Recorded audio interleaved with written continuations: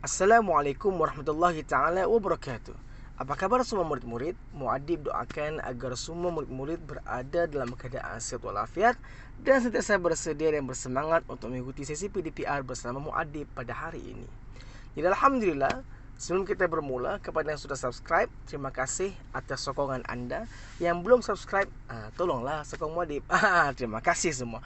Jadi pada sesi PDPR sebelumnya kita sudah belajar tentang Rasulullah SAW ikutanku, iaitu kita sudah belajar maksud selawat, contoh-contoh selawat dan kepentingan mengamalkan selawat. Sebelum kita pergi lebih jauh, boleh tak adik-adik semua berselawat bersama-sama Muadib? Berselawat bersama-sama Muadib. Jom. Sallallahu ala Muhammad, sallallahu alaihi wasallam, sallallahu ala Muhammad, sallallahu alaihi wasallam. Ya Nabi salam alaika, ya Rasul salam alaika, ya Habib salam alaika, salawatullah alaika. Alhamdulillah, kita sudah berselawat ke atas Nabi SAW pada hari ini. Kita tengok apa yang kita akan belajar pada muka surat 137. Hari ini kita akan membincangkan 3 perkara, iaitu adab-adab berselawat, adab-adab terhadap Rasulullah SAW, dan akibat mengabaikan selawat. Kita zoom adab-adab berselawat. Yang pertama, menyebut lafaznya dengan betul. Lafaz dengan betul. Jangan kita bermain-main. Contohnya kita sebut sallallahu ala Muhammad, kita sebut pula main-main. Sallallahu ala Muhammad, tak boleh. Dia bukan co, dia so. Sallallahu ala Muhammad. Kita sebut lagi main-main sallallahu. Jangan gitu. So kena sebut dengan sebutan lafaznya yang betul. Yang kedua, kita memahami dan menghayatinya. Memahami dan menghayatinya. Ketika kita berselawat ke atas Nabi SAW, maka sebenarnya kita mengirimkan, kita mengucapkan, kita mendoakan kesejahteraan kepada Nabi Muhammad SAW, dan kita menghayatinya. Bagaimana untuk menimbulkan rasa penghayatan? Caranya mestilah dilakukan dengan ikhlas kerana Allah dan berselawat dengan penuh kasih sayang. Dengan penuh kasih sayang. Jangan guna suara yang marah. Sallallahu alaihi Muhammad. Jangan gitu. Kan? Jadi dengan selawat dengan penuh kasih sayang. Dengan penuh kasih sayang untuk rasa penghayatan ke atas selawat. Ada juga contoh-contoh selawat lain. Contohnya, Allahumma salli ala sayyidina al-Mustafa wa ala alihi wa sahbihi ajma'in.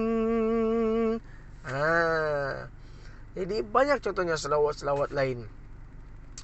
Jadi selawat ini kita perlu berselawat dengan penuh kasih sayang dan ikhlas, supaya akhirnya kita boleh rasa penghayatan. Jadi itu adalah adab-adab berselawat. Seterusnya kita pergi pula kepada adab-adab terhadap Rasulullah SAW. Apa adabnya? Yang pertama, berselawat ke atas Nabi.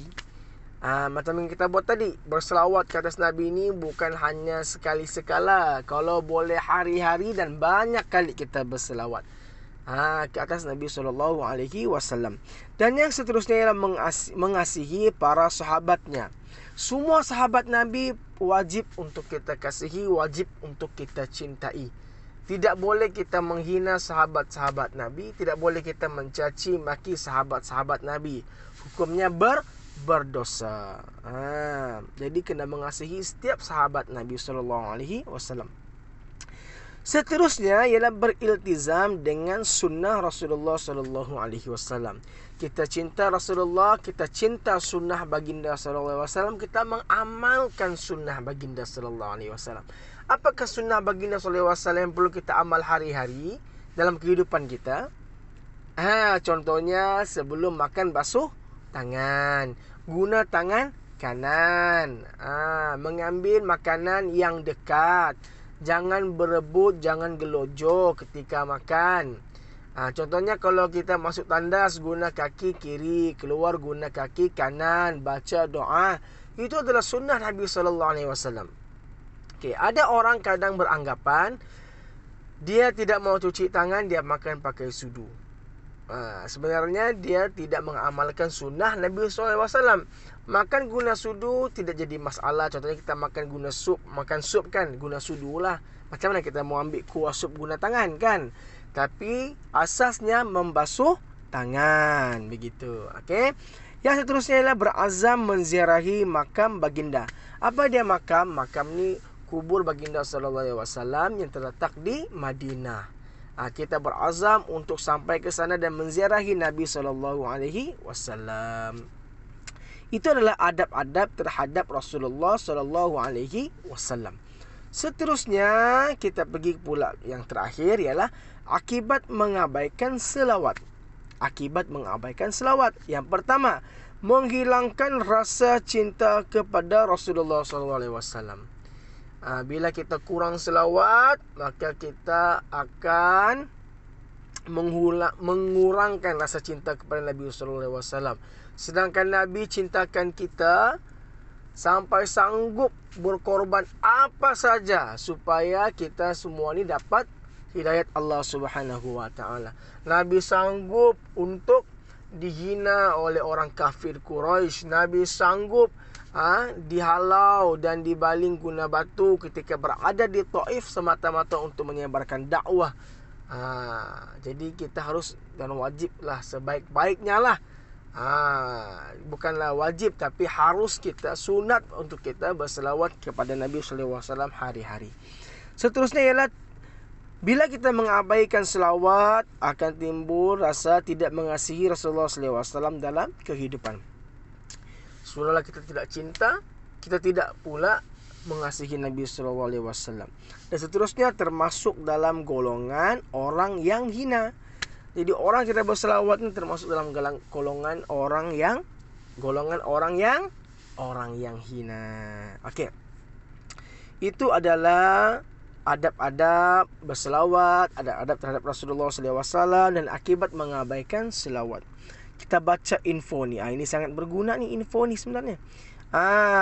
Sesiapa yang berselawat kepada Nabi sebanyak sekali, maka Allah akan berselawat kepadanya sebanyak 10 kali.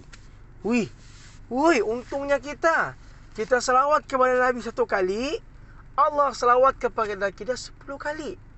Kalau kita selawat 10 kali pula, Allah berselawat kepada kita 100 kali. Maksudnya di sini kita berselawat, kita juga dapat keuntungan. Jadi rugilah orang kita berselawat kan. Sangat-sangat rugi. Dan yang terakhir adalah orang yang tidak berselawat adalah orang yang bakhil. Tidak berselawat orang yang bakhil. Kudukut orang bilang. Kudukut. Jadi rajin-rajin kita berselawat kepada Nabi Muhammad sallallahu alaihi wasallam. Jadi insya-Allah itu sahaja pengakhiran tajuk bagi adab dalam tahun 1. Tajuk terakhir dan untuk adab lah, untuk adab iaitu Rasulullah sallallahu alaihi wasallam ikutan kita sudah habis kupas semuanya insya-Allah. Dan bolehlah adik-adik semua untuk menyempurnakan latihan pada buku aktiviti. Jadi insya-Allah semoga kita bertemu lagi. Assalamualaikum.